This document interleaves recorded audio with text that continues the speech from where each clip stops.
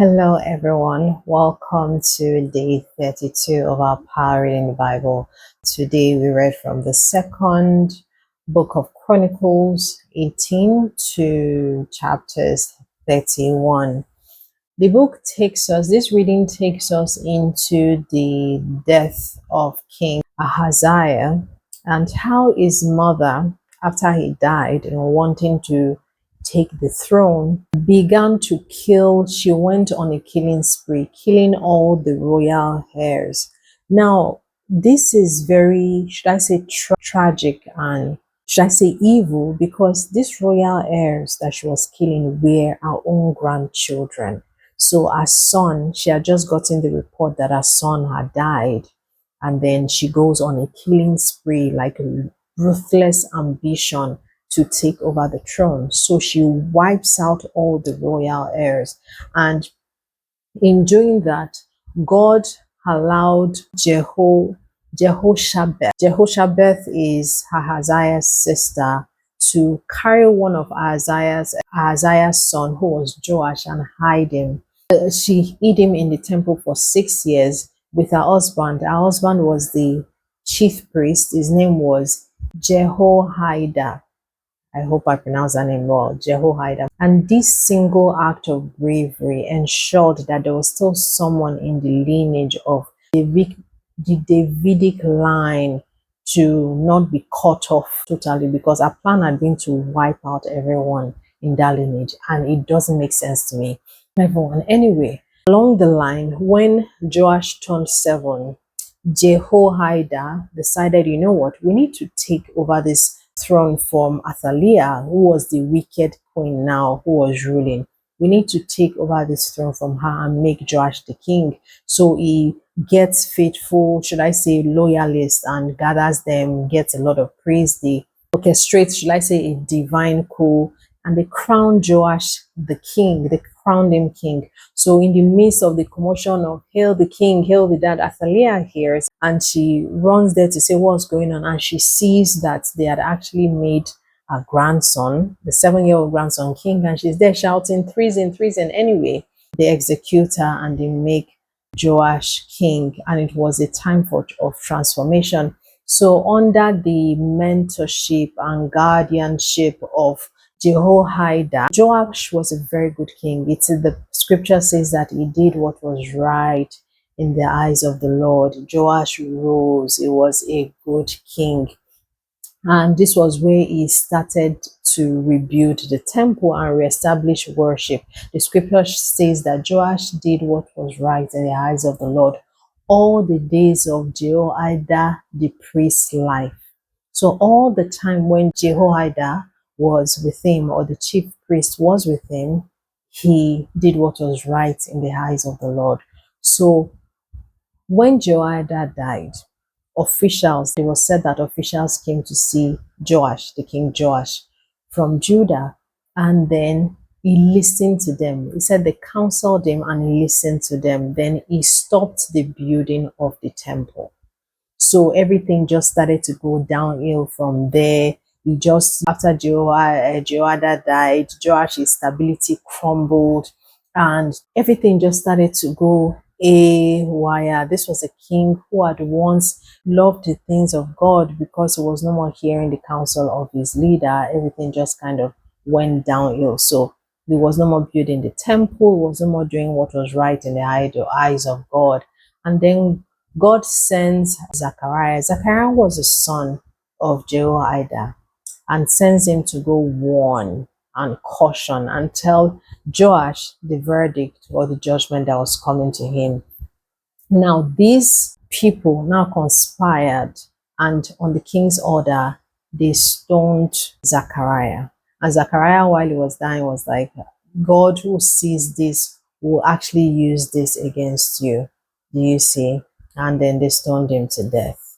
And because of that, because of the accumulation of the wickedness that this man had been doing, God allowed Aram's army to come attack.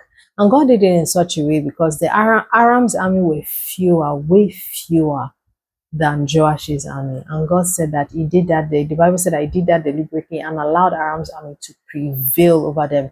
And it says that they destroyed, they plundered, they killed all the officials, and then they left Joash injured. And while he was injured in his bed, officials conspired and went and killed him on his bed. Why? They were killing him for killing Zechariah, the prophet that come to warn him, which was Jehoiada's son. And do you know why I find this interesting? I don't know whether I should call it poetic justice. Is the fact that remember that it was his officials that counseled him and he listened and made him to stop building the temple that led him to sin. It was these same officials that in the end claimed that they were killing, or that they were, should I say, killing him, or avenging, yes, avenging the death of Zechariah. And guess what? Jehoiakim was buried.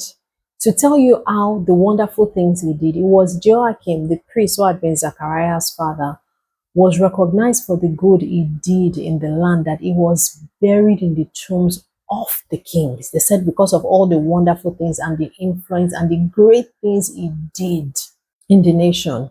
But Joash, they said after he died, he wasn't buried with the kings. Do you know what that means? Anyway, the insight I got from this three is that influence shapes destiny. Joash's life reveals that the environment we grow up in deeply molds who we become or our conviction. Joash thrived when he was in the presence, or when he was being mentored by Jehoiada. He thrived, everything was going well. But after he died, it was like it crumbled. See, if you are not grounded in your identity, in who you are, if you are only sane when some certain people are around your life, you will quickly lose it when they are not around. So while when God blesses us with the company of good people, we must make sure that we are growing, we are grounded, because there is no one who will be with us forever. Do you see? So the environment that we grow up in, the people we gather around ourselves, is important, because as quickly as Jehoiada died, and he just heard something, he quickly lost sight of all what he had learned and been taught in the past. Number two, gratitude is a mark of godliness. If there was anything that Joash should have remembered, he should have remembered the good of the man who saved his life. You killed the son of your mentor, of the man who saved your life, who him and his wife ran with you from the palace when your own grandmother was outside after your life. Even if he had been displeased with what Zachariah had said, which was basically cautioning, it doesn't matter what they have said, you should have remembered that at best lock him up in prison. He should have thought about that, but he killed. There was ingratitude there. If there's anything that David taught us gratitude. David was a very grateful man, and David knew the secret of remembering people, remembering those who had helped you. David, I literally saw that scattered all over David's life. Joash's greatest sin wasn't merely idolatry, it was ingratitude. He forgot the man who raised him. He forgot the man who saved his life. He forgot the man who secured his throne. Deuteronomy 8:11 to 14 warns that we should be careful not to forget the Lord our God when we have eaten and we are satisfied. It goes the same for people. When people have helped us climb up ladders, when people have given us access, when people have opened doors for us and we're now enjoying and we're eating, we must not forget those who helped us to get to where we are. Many times those people are no longer alive. Many times they are long gone. Be grateful. Say a prayer for them if you can. Trace back their family and do something for them. Do something for them. And number three, the counsel you choose determines your consequences.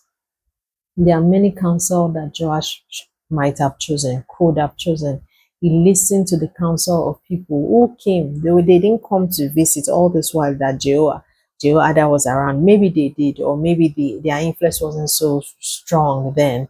But the counsel he now decided to listen to was what ended up determining his consequences. And a throne or a kingdom that had been secured for years quickly came to ruin because of counsel that he listened to. So the same officials who flattered him into abandoning God and the things of God were the same who came and killed him on his sickbed. Officials were the same who came and killed him on his sickbed. So we must be able to guard ourselves from counsel that are ungodly. We must. And that is all the insight I have for day 32. See you in day 33.